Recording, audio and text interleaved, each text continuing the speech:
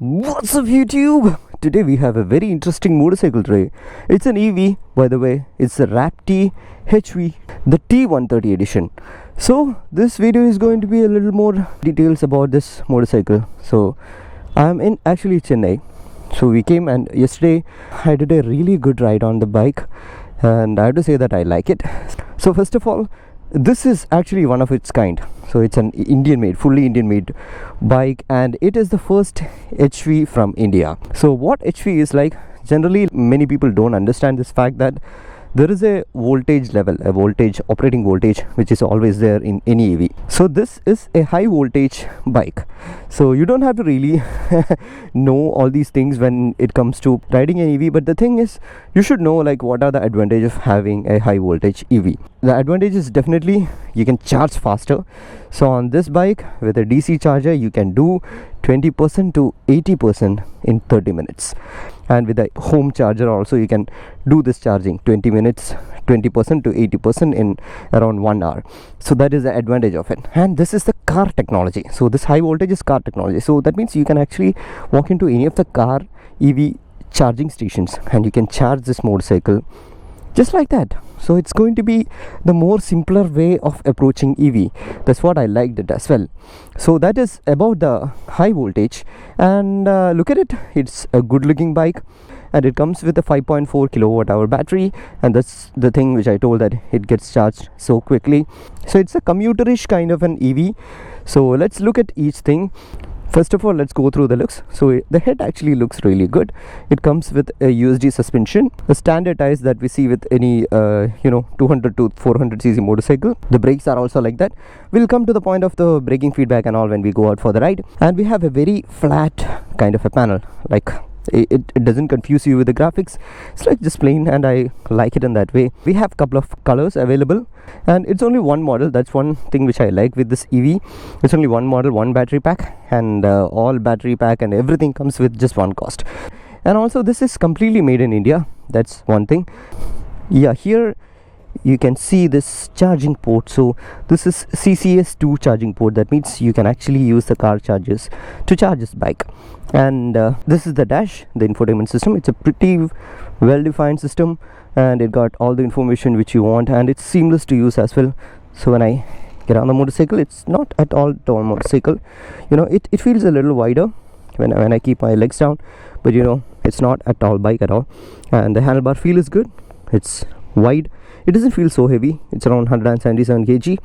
So when we compare the 300 to 400 cc motorcycles, it's like in par with that, or just sits under that 180 190 kg motorcycles. So we have a lot of switches over here. Some of them are not functional actually.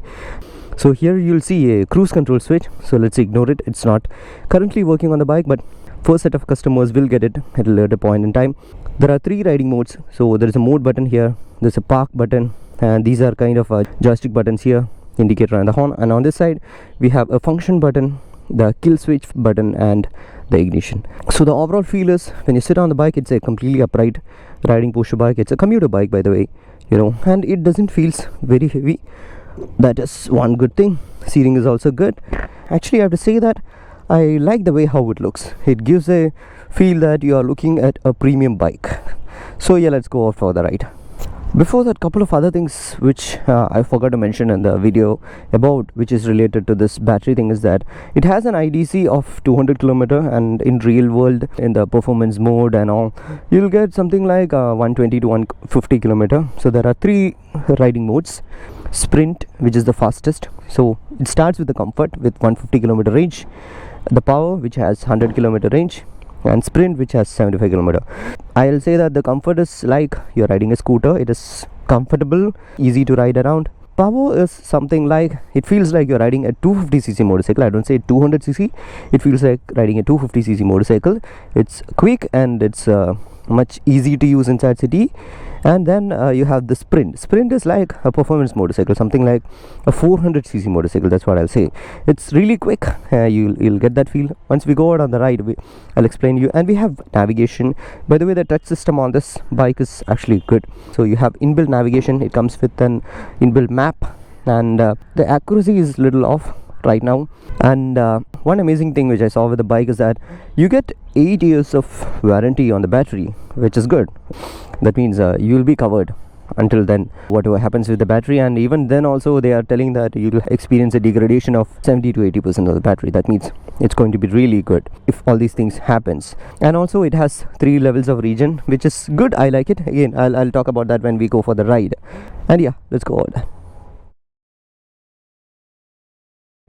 So yeah, we are on the road. So I'm in the sprint mode itself. Let's pull it hard. Come on, man, I'm not getting the road. Yeah, I have. It's actually very powerful. It feels like you're riding a 300 to 400cc bike. But the fact that, yeah, it goes to 100 so quick, really feels fast, man. Oh, nice.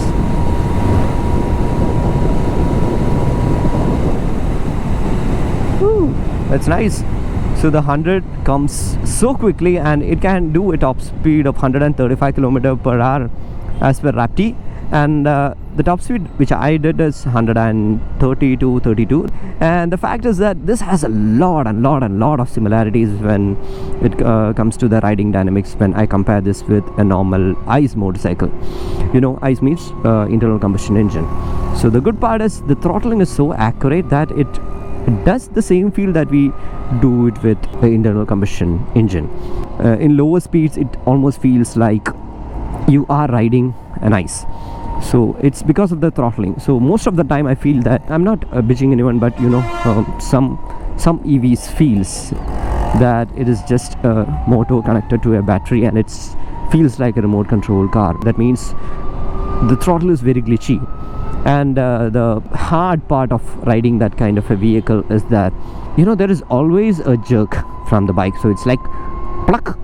That pluck feel is gone, you know, and it feels so gradual and so natural. Even when you are in the top speeds, it doesn't deteriorate completely like that. So again, if somebody says that I have top speed of 80 km, then after reaching the 80 it's like complete cutoff. I mean, it doesn't make sense to have that kind of an electronic cutoff. Yeah, you know, it's a battery operated thing, so you won't be able to get any more voltage out of it. So the feedback is so nice. This is one of the finest throttle that I've used on an EV. Yes, I said that it comes with a CCS2 charging. So that's the car charging. So there is no such regulation in India on what kind of charger you have to use. So it's all like that olden days where the Apple was thinking that they'll be converting their lightning charger system to all other chargers, and finally they also had to upgrade to the Type-C. So in India, especially in scooters, there is no rule what to do when it comes to charging. So everyone has their own proprietary chargers, and this is the first bike, and gladly from India, to have this kind of a CCS2 charging, where it's a car charger. You walk into any car charger and just charge it. That means in 15 minutes, if it's a DC charger, in 15 minutes you get a charging like 50 kilometers of range. So that's instant. That is good. So when it comes to the riding dynamics, this feels so nice. It doesn't feel like it's a 177 kg bike. 177 is not a big thing actually when it comes to 300cc, but when you look from a EV scooter point of view, it's a heavy bike. But the center of mass on this motorcycle is low, so it's much easy to ride and it's much easy to roam around. And you have inbuilt navigation. The touch screen is good. So the only trouble which I faced is that the navigation is not so accurate. It keeps flicking, like my maps goes from here to that road easily, so that need to be a little more accurate. And couple of other things are like the suspension is so nice. It is very supple, and also it supports you for high speeds as well. The top speed it can do is, as I said, 130 to 135, but still it is hell confident in that speed and very comfortable. So when I was going through bad patch of road, I was able to comfortably take this bike through that bad road. And one thing is that it was bottoming out at times. That is the bad part of having a very soft and supple suspension. And coming to the braking side, I'll say that surprisingly this bike has more braking bite from the rear. So I feel like the front brake should have a little more bite, and also there is a little bit of progressive braking feel as well, in the sense the brake actually feels immediate. So the lever could have a little more feel and feedback to the braking. So I feel that the braking could have been a bit more better. But you know, it's totally nice to ride. When it comes to the riding modes, with the comfort as well as the power, the braking feels very ample and accurate. And when it comes to sprint, then I was a little scared, like, okay, I'm riding fast, so what if I don't get that kind of a feel out of the brake. The handlebar is actually wide, and it has a belt drive system. So I was asking, like, why don't you went with the chain drive system? So the chain has to be maintained once in 2000 kilometers, and it has to be replaced for this kind of a bike once in, I think, 15,000 kilometers. So the belt will last for 40,000 kilometers and needs maintenance once in 10,000 kilometers. And a fun fact about tuning the belt is that it's not the regular way. So generally with the chain also we check the slack and then adjust the bolt on the axle.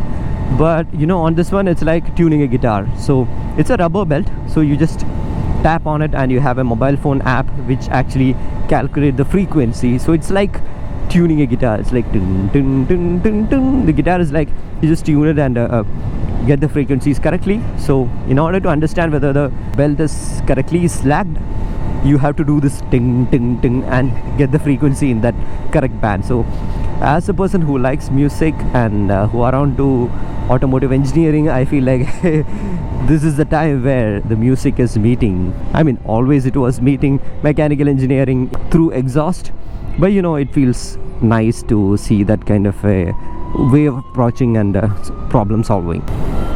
And the main fact of this bike which I like is the ex-showroom price. So it's around so it's 2.39 lakh. You see that it was completely comfortable, but the thing is it was almost bottoming out. I can feel that. So I was talking about the ex-showroom price. So it is 2.39 lakh, and there is no bullshit. There is no low variant, high variant, no nonsense like that. So it's just you and the bike. Like around 6 to 8 colors available, so you pick the color. So there is no variation with the battery. It's always the 5.4 kilowatt hour battery, and you have it. And let me tell you what are the issues which I faced on this motorcycle while I'm testing it. So one thing is, as I told, the maps wasn't so accurate, and second thing is the brakes could have been a little more better. And there's a locking system here, so it's a keyless entry, by the way. So when you long press the key to lock the bike, there is a small kind of a rod comes and lock to the bike. So I feel like it could have been hidden, because you know, people can misuse it, that thing. You cannot actually steal this motorcycle just like that because it's electronically locked anyway. But you know, it gives bad hint to people, like wrongdoers, that okay, you can take this bike out, but it really don't work. But it could have been a little hidden over here. So altogether, if you ask me what I liked in the bike, it's the CCS2 charging 100%, because you know, this is one thing which I feel like should come in the future as a standard. Second thing is the way it rides, the throttling, which is almost equivalent to an ICE bike. Sounds going in the right direction. And this is not a really performance oriented highway bike, it's a commuter bike. So you know, when it comes to scooters or motorcycles, my pick is always motorcycles, because you know, bigger tires, more confident way of riding. You are a little faster than the general traffic, which makes you actually safe on the road, because you know, the slower you are, the more you are prone to accidents. You know, that is one thing like which I see. I don't want to get into that kind of a discussion, but you know, it's always good to be having a little more power. And couple of other things which I personally like with the bike when it comes to owning this thing is that you don't have to carry a big ass charger all the time with you. The charger is there, like you can connect it to a 5 ampere or a 15 ampere, and you can actually set the voltage as well on that. But you know, you have a lighter charger setup. And what I feel is that nowadays people get betrayed for these things, in the sense they are asked to carry a heavy ass 10 kg charger with you, and they will say that we have a boot space of 20 liter, but you know, 10 liter has been used by our charger. What's the point, man? And another point is that you have the navigation on this one, and you can actually auto navigate to the nearest charging station. Since it's a car charger, again, you can actually go out to any of the nearest car charger. So you set that option in this, and it auto navigate to the nearest location, which is also good. And also one advantage of having this high voltage charging is that it's more reliable compared to any other technology, like low voltage high current based technology. And yesterday we tried pushing this motorcycle to the limit, almost riding it all the time, like a very high speed, but still it didn't shut off, which is good. So when it comes to performance oriented commuting, this thing is a really good pick. But as I said, this is going to be in Bengaluru and Chennai in the beginning, and probably they are expanding to more cities in India. So what I'll say is that just go to the showroom, take a test ride.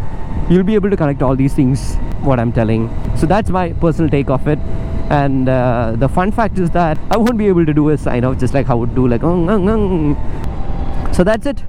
I hope this video is helpful for you, and as always, show some love in the form of likes and comments. See you in the next video. Until then, bye bye.